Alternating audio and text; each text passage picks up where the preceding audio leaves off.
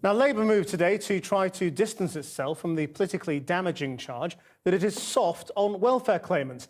It's now suggesting the long-term unemployed should have to take up work or training or lose their benefits. The party says it will come as a culture shock to some, but how much does getting tough have to do with next week's vote in the Commons, when Labour will oppose welfare cuts? Our social affairs editor, Jackie Long, reports.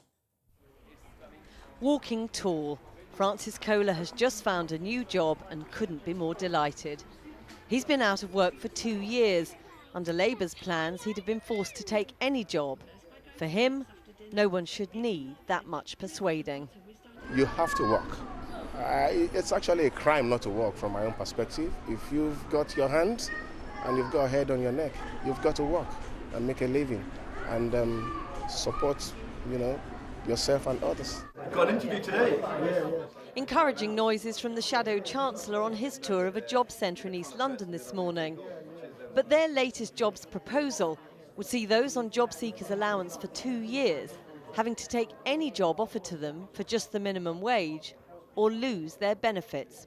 We think the priority now, when the welfare bill is rising, when the economy is not working, and when people are in unemployment, get people back to work. It's the right thing to do now. That's what we mean by a welfare reform, which is tough, fair and would work. Labour is set to oppose a government plan to cap benefit rises in the Commons on Tuesday. So the timing of today's announcement is no surprise. They need to show that they're not soft on welfare. Talking tough on benefits plays well with the voters. The Tories have taught them that much. Public opinion is receptive to the government argument on welfare. Presented with the statement, the government pays out too much in benefits, welfare levels overall should be reduced, nearly 3/4 of the population agreed. Even among Labour voters, a clear majority backed that view. Barman David Ball pulls pints in a working men's club in southwest London. It's an ever-shrinking clientele. A long-time Labour supporter, he spent 35 years as a dustman. But how do plans to force people into work go down here at a time when not everyone can find a job? Why are they getting money for nothing? Not working. I've had to work all my life. I mean, your son's unemployed. What if this happened to him, if you like? He was forced to get a job or lose his benefits. They just have to do it. So he'd have to lump it? Yeah, absolutely. Yeah, I didn't want to be a dustman first of all, but I didn't have much of a choice. It's not a life choice. People don't choose to be on benefits. I think most people these days, if they had a choice, they'd choose to be working and earn their own money. So I don't exactly want to be pulling pints all the time I'm not on great money myself, So it annoys me that sometimes people do get more money than me doing nothing. So yeah, it is quite annoying. So the political imperative is easy to see, but does it make sense financially? Labour say it'll cost $1 billion and be funded by cutting tax relief on pension contributions. The government argue that's money they've already pledged to spend elsewhere.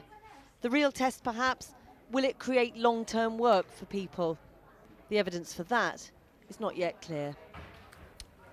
Well, I've been speaking to the Shadow Chancellor, Ed Balls, and I began by asking him what sorts of jobs people will be expected to take under his plan. There'll be minimum wage jobs, we think predominantly in the private sector, although there could be a voluntary sector option as well. They're jobs which give people the chance to then go on to get more training, to get more long-term jobs for the future. All the evidence is that being in unemployment for long periods of time is very bad for your future job prospects. Getting somebody back into work is the best way to get them paying tax, to get the bills of welfare down. But so you do think people are work shy?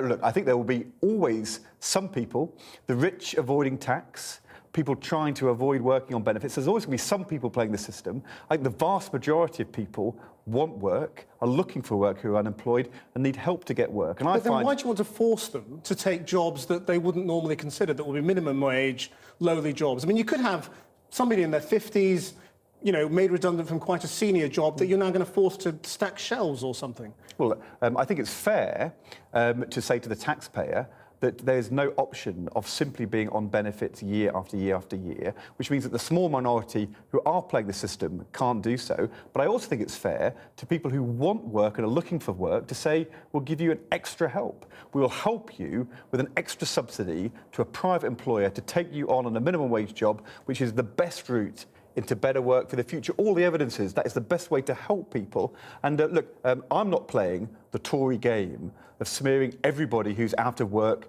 as work shy, as in bed, behind blinds, drunk. I think that the language from George Osborne has frankly been nasty and outrageous. But you're trying to sound pretty tough too by saying we'll force them into these jobs and we'll take their benefits away if they don't take them. So you're sort of playing the same game, and you have to wonder whether this is actually because next week you're going to vote against the government's plan to make people on benefits have the same rise as people who work in the public sector. Well, let's come to the vote in a second. But first of all, yes, it's tough.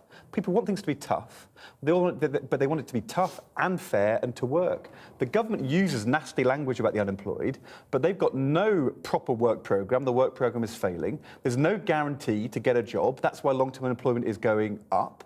People are being left to languish. We're repeating the mistakes of the 1980s. I'm saying for the vast majority looking for the work, we're going to help with a guarantee. For the small minority playing the system, we will be tough about their responsibility to take work. Most people would say that's fair. The other reason why, though, I'm offended by the government, they're giving the impression with this language, with the vote next Tuesday, that all the people who are going to see their tax credits and their benefits cut are out of work and scroungers. The fact is, 2/3 of people hit by this are in work. We're seeing some very bad service sector figures in the economy for the end of last year. Do you think Britain is heading for another recession? I think it's not the most likely outcome, but it's a real possibility, and a risk-averse Chancellor should act now to prevent a triple-dip recession.